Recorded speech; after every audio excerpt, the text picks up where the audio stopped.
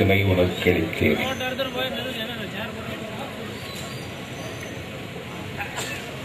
தமிழ் ஈழ மக்களின் மீது நடந்த போரே குற்றம். ராஜபக்சே ஓர் போர் குற்றவாளி என்று பிரகடனம் செய்கின்ற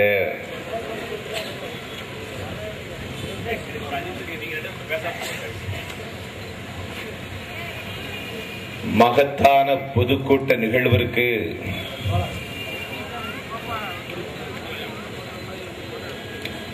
தலைமை தாங்கி சிறப்பித்திருக்கின்ற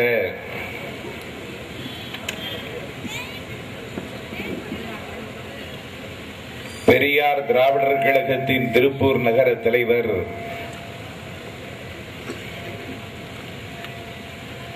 மானமிகு ரமேஷ் பாபு அவர்களே,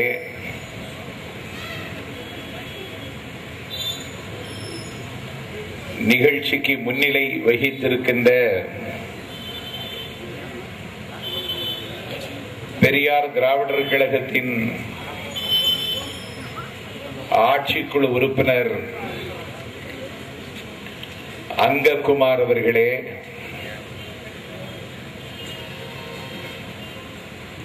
மானமிகு இரா மனோகரன் அவர்களே, பெரியார் திராவிடர் கழகத்தின் திருப்பூர் மாவட்ட செயலாளர் மானமிகு கருமலையப்பன் அவர்களே, மாவட்ட தலைவர் மதிப்பிற்குரிய மானமிகு துரைசாமி அவர்களே,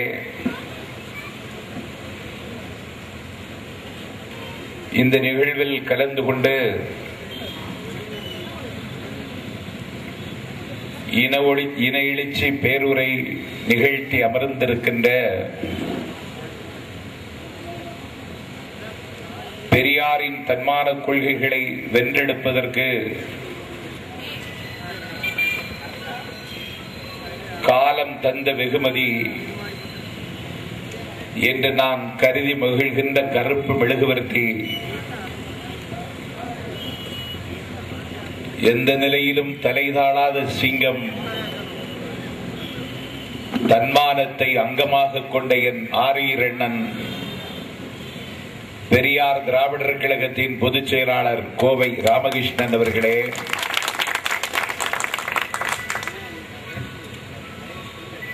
இந்த நிகழ்ச்சிக்கு சிறப்புக்கு சிறப்பு சேர்க்கின்ற வகையில் என்னோடு வந்து கலந்து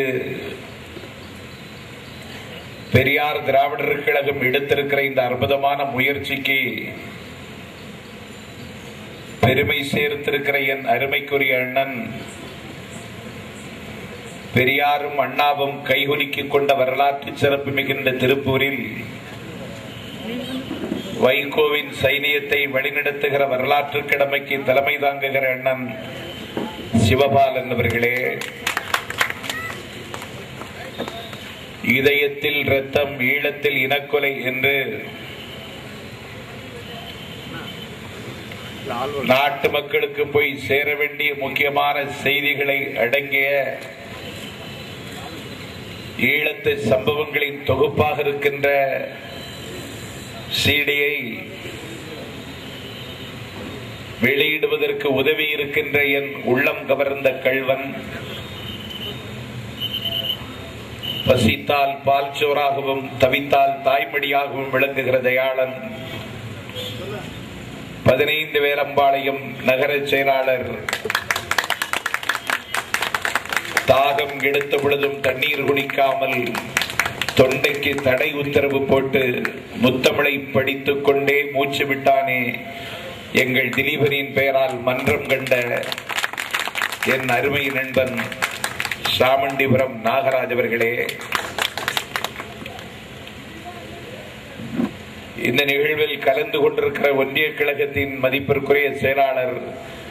நண்பர் சுபம் சுப்பிரமணியம் அவர்களே, மாவட்ட கழகத்தின் மதிப்பிற்குரிய துணை செயலாளரும் பெண்குலத்தினுடைய பிரதிநிதியாக இயக்க தொண்டாற்றி வருகின்ற என் அன்பிற்குரிய சகோதரி வழக்கறிஞர் தமயந்தி அவர்களே,